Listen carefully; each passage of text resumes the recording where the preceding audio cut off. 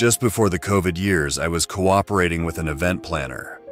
We usually worked with setting up stages for local politicians, small bands, and charity events. Most of us had other day jobs and used this as a sort of supplemental income, planning our time around events that were announced well in advance.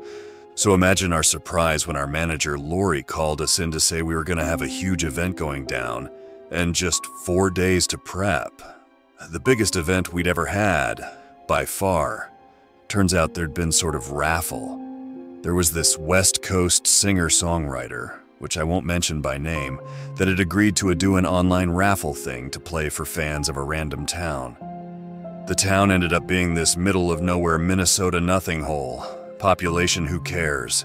She'd been trying to get out of playing there for months, but it was contractually deemed that she pretty much had to and time was running out. So they figured they'd just get it over with and hire some local team to set it up. And that was us. So it was all a bit of a pop-up event. Lori had found this field not far from the town center where we were allowed to set up, but it needed some serious work.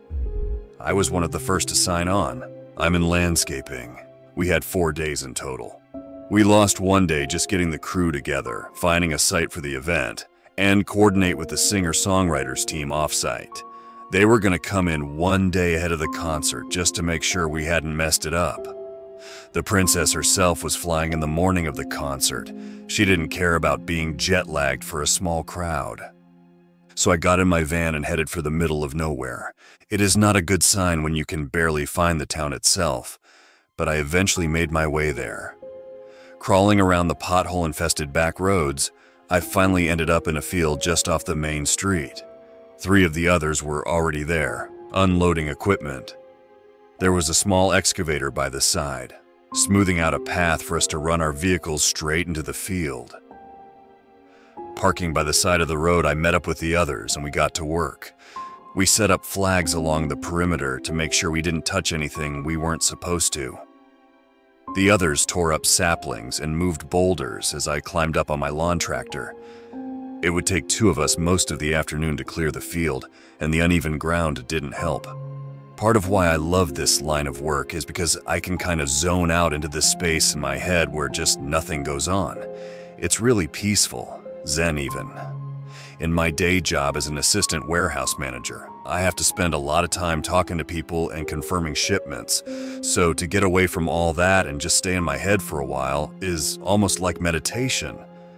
That's where my head was at when I saw the ground suddenly dip ahead of me. I threw myself on the brakes and watched the heads of the others turn. I took off my headphones, stepped off the lawn tractor, and got a better look. Now, it's hard to describe exactly what it looked like. There was this space in the middle of the field where some sort of animal had slept. The grass bent outwards, and there was this darkened patch of soil in the middle, vaguely shaped like an animal, sort of large, but not bear large. The others joined me, getting a better look. We were all stressed about getting the work done on time, but we had no idea what we were looking at. Something had slept there recently and frequently. The ground was soggy, and there was a bunch of crushed blue flowers arranged in a spiral. Kind of looked like sunflowers. I looked up at Manny. The guy had worked with Lori for years, and in lieu of her being on site, he was the guy who called the shots. He wasn't having it. He just looked at me and shrugged. "Cut it," he said. "Cut it all." So I did. I got back up and we cut it all. We didn't get off work until somewhere around 8 p.m. We went out and got ourselves a dry steak dinner from a local diner and drove off to a motel. Lori had set us up, so we just had to get the keys and crash. She'd been nice enough to get us 1 room each, no need to share. I settled in for the night, put on some local TV, and took a long shower. I spent little over an hour checking my socials and reading up on my subreddits before I drifted off. I was deep in that lucid space between sleep and awake, having just passed that bump in the night, when I heard this distant high-pitched noise. At first I thought I'd imagined it, like some kind of electronic feedback, but there was just something off about it. My eyes shot open when I realized what it was. Someone was screaming. I threw on a pair of jeans, jumped into my shoes, and headed for the parking lot. The motel was divided into 2 buildings in a sort of U-shape.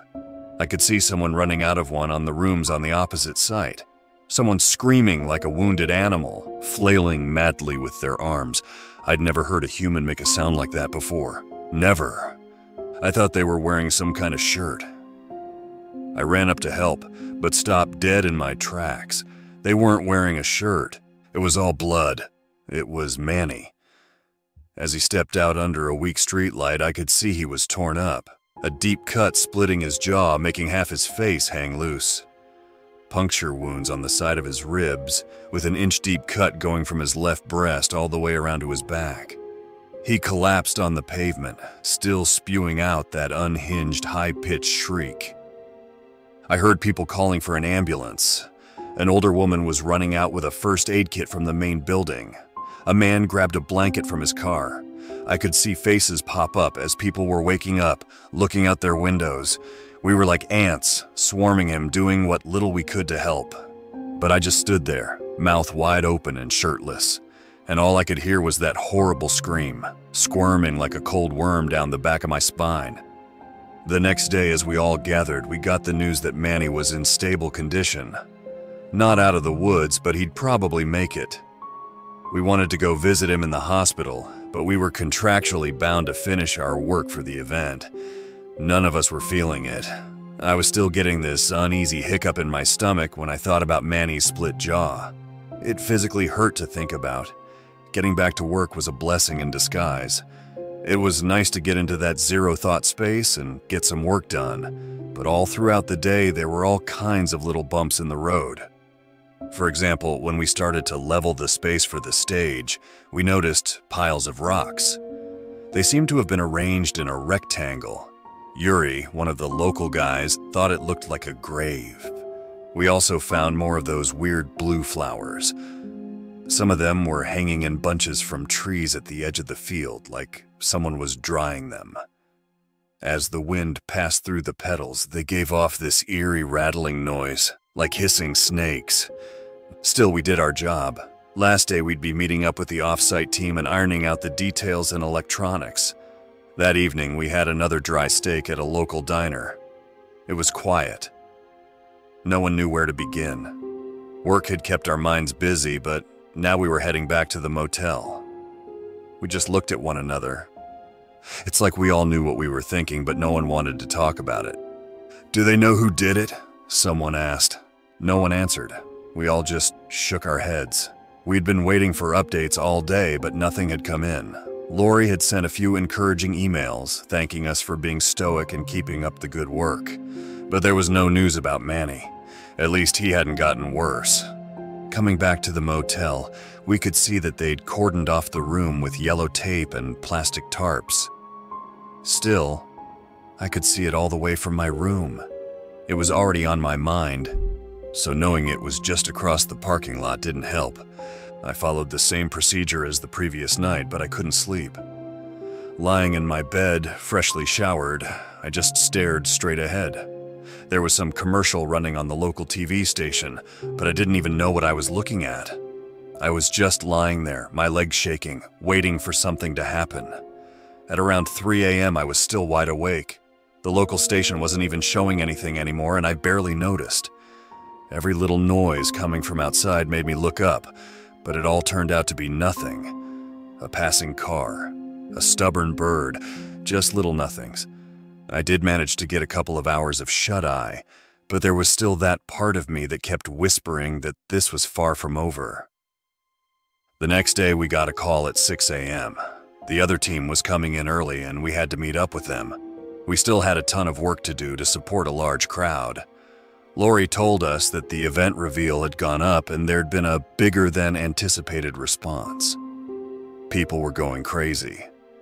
I don't think I'd ever heard a single song from that woman, but apparently the people of rural Minnesota had. I was yawning all the way to the meetup. Getting there, I could tell we'd be out of our comfort zone. These people had insane standards and a completely unrealistic schedule. Still, they had the money to back it up.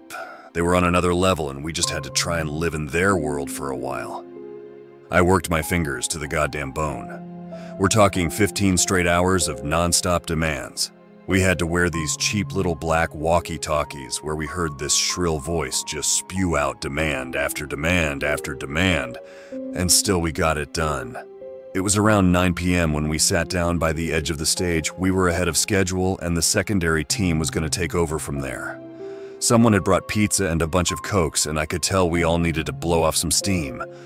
We were making jokes and laughing it up. As we all took a collective breath, we did a head count. We were one man short, Yuri, the local guy. We all looked at one another. Someone had seen him at lunch. Another guy saw him carrying some cables by the stage that afternoon. I gave Lori a call just to double check, and she had no idea. Yuri didn't answer his phone, and he hadn't said anything about heading home early. The guy had just disappeared into thin air. As we all went back to the motel, I shambled straight to my room and crashed. The moment my head hit the pillow, I was checked out. I felt like I'd climbed a mountain. My legs could barely keep me up, but I was on edge. Some small part of me didn't want to let go of what had happened, and there was something in me telling me that Yuri hadn't just taken off. Maybe Lori called he cops. We didn't check. Doing these temp jobs all over, you rarely get a chance to get to know people on any other level than their first name. So sleep came and went. I couldn't relax. Sometimes my eyes just refused to close. I was still expecting that scream again, any second now. At some point in the night, I heard something from the other room. I didn't know what to make of it, but it was no scream. Not a TV either. But it was definitely something. I decided to check it out. I put on my pants, slipped into my shoes, and stepped outside. One of the other guys from the build was sleeping next door, and I couldn't put my finger on what kind of noise he was making. After all that had happened, I wanted to check in on him. I came all the way up to the front door before I stopped to listen. The sound was clearer. Sobbing. Was he crying himself to sleep? Maybe the pressure got to him. I ended up with my hands silently resting on the door as I stepped away, not knowing what to make of it. I could understand. I'd been close a few times myself. I left early the next morning. I must have been more tired than I'd thought, as I'd left the car unlocked overnight. Good thing there aren't too many car thieves out there. Having heard no news about Manny, I decided to stop by the hospital. I knew Lori was anxious to hear about him too. There was a long wait. I just sat in the waiting room scrolling through some shared pictures and videos. A lot of the other guys were sharing stuff from the concert. The smiles and cheers as these young women got the surprise of their lives. It was nice to have been a part of that, but I couldn't help but to think of what we'd seen in that field, what had been out there. I was finally allowed to see him. Manny was conscious, but barely responsive, some kind of delayed shock. His head was more bandaged than skin, and he had this awful discoloration across his body. He'd had a lot of stitching done, as well as some not-so-minor surgery. The cut through his breast had gone deeper than we'd thought. I couldn't get a word out of him. Nothing. It's like he was afraid to look at me. Frozen. It took me a while to get back home. I was a bit distraught and missed a few exits, leading me on a goose chase to find a spot to turn. It's so weird what you see on these rural roads, though. There was this one guy hitchhiking next to a stop sign, dressed up with this big scarf like it was midwinter. I saw this group of 4 absolutely shit-tier rust cars going the opposite way, looking like they in no way belonged on a trafficked road. I guess it's when you get out of the large cities that you get to see the real originals, you know? Coming back home, I thought I'd be relieved. Parking my car in the driveway to my little townhouse and making my way up the stairs. I would be offloading my stuff in the morning, for now I just wanted to curl up in my own bed, under my own covers. This hadn't been like any other job I had ever done. Accidents happened, but this was something else. I brushed my teeth, took a quick shower, and plopped down in my bed face first. I curled up under the covers, waiting for my feet to get warm. A string of moonlight made its way inside through the blinders. I decided I'd do a quick swipe on my phone before I called it a night. A few updates on my socials and a couple of texts from the co-workers. Most of them congratulating us on a job well done, linking more articles about the concert. Except one message from Lori. "Did you see Tony last night?" It said. "He slept in the room next to you." I texted back, letting her know I had no idea. Minutes later, I got a response. No one had seen him since, and people were starting to ask questions. It's like he disappeared. I could feel my pulse rising, blood hammering in my ear. What the hell had happened in that room? If I had opened that door, what would I have seen? As I forced my breathing to slow, I heard something. I couldn't tell what it was at first. A windy noise, like something escaping my radiator. Maybe the AC. Maybe I'd been gone long enough for things I usually took for granted to sound different, but no, it was something. Holding my breath, I tried to pinpoint where it came from.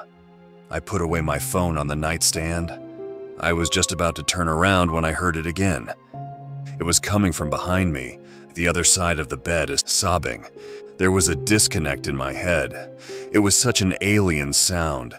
It wasn't like an ordinary sob. It was lighter, shriller, like someone on the edge of reaching a falsetto. I just froze.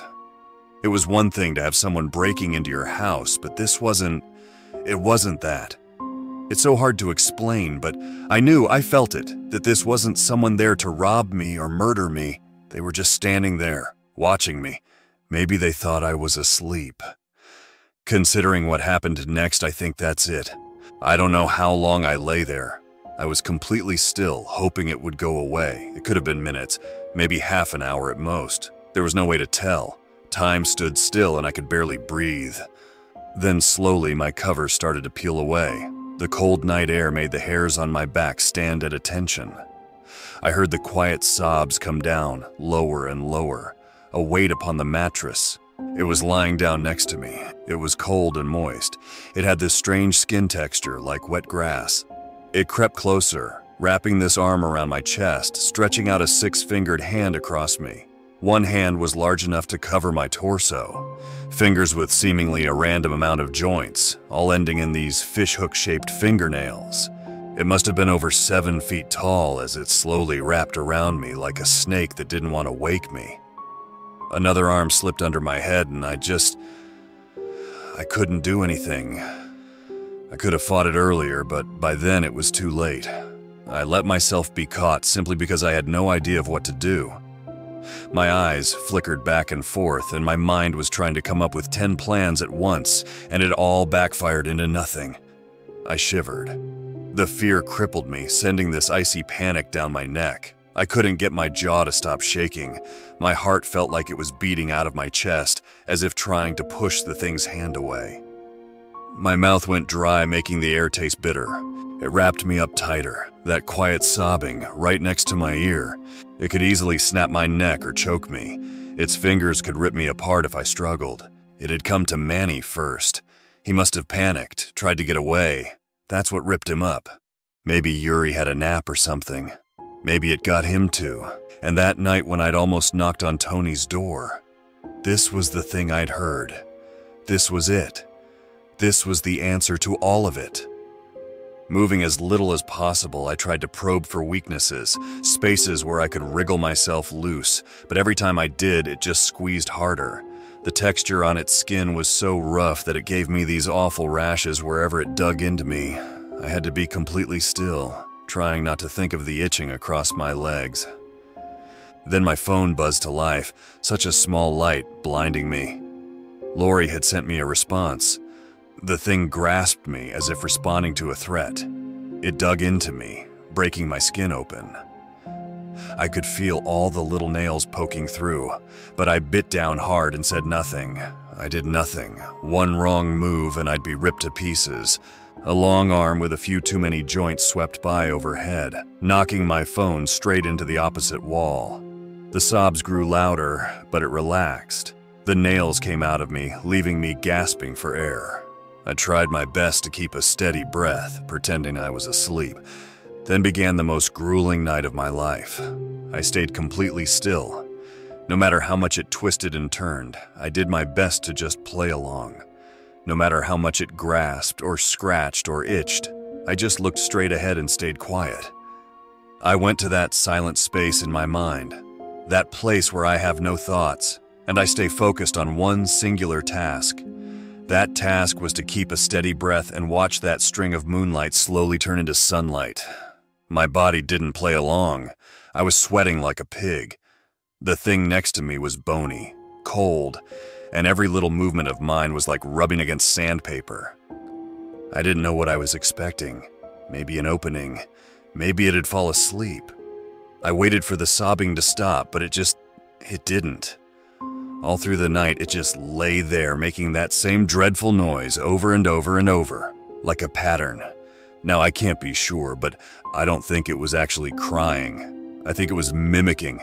It must have heard so many people crying while it did this that it thought that's how people sound when they sleep. Maybe that's all it had ever experienced. I didn't even notice when it happened.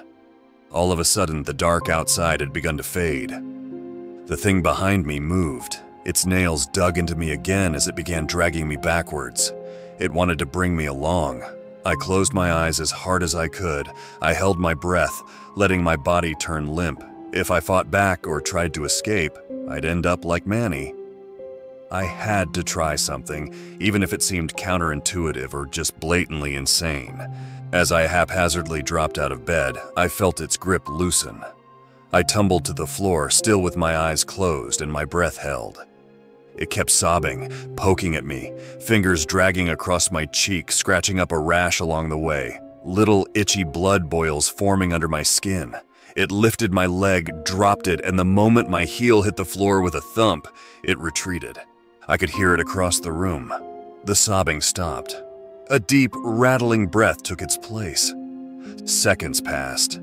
I was running out of breath and I had to exhale. I did it as slowly as I could through my nose, then back in again. Micro breaths, trying my best not to make any sudden moves, to not think about the itching. There was a dragging noise. Heavy, limping footsteps.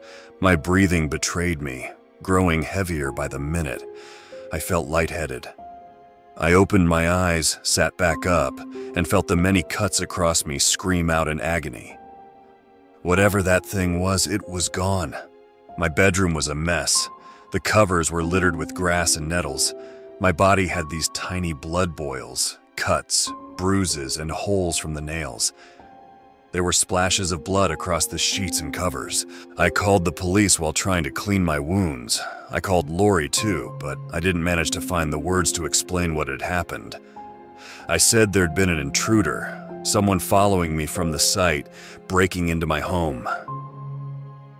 That's what I ended up saying to the police too. Turns out, it had followed me home. That night when I forgot to lock my car, it found a hiding space behind my equipment. I found the dry blue petals from it later when I cleared it out. How something that large managed to fit into that space, I can't imagine. No human can contort themselves like that. Maybe after doing whatever it did to Tony, it wanted to see me next. I pushed the police to investigate it, but before they made any significant ground, COVID hit. It all turned to nothing, and whatever leads we had just faded away. There were talks of them finding similar vegetation in Manny's room, as well as the room next to me at the motel. Apparently, according to the local police of the area, it wasn't uncommon for some people to have an allergic reaction to those oddly colored sunflowers. I sometimes see posts about people hiking near that town, some right here on Reddit. Just the other day, there was a guy complaining about how he'd had an allergic reaction after spending a night on a trail up there. The comments revealed he was not far from where we set up that stage years ago, and the rashes he showed across his torso, well, I've seen them before. I don't know what to make of this. I think we messed up bad. Maybe that thing just slept out there minding its own business. Maybe we ruined its home. Or maybe it just wants to be like us. Some kind of misshapen mirror image. I don't know, and I'm not sure I want to know. I just want to reassure myself that this wasn't just a crazy happenstance, that this was real. This happened. It was an actual physical thing. But sometimes things happen in our lives that are so unreal that it feels like they happened to someone else. I feel like that sometimes too. I don't know what it was or how to explain it, but I don't think it's going anywhere. It's out there, sobbing.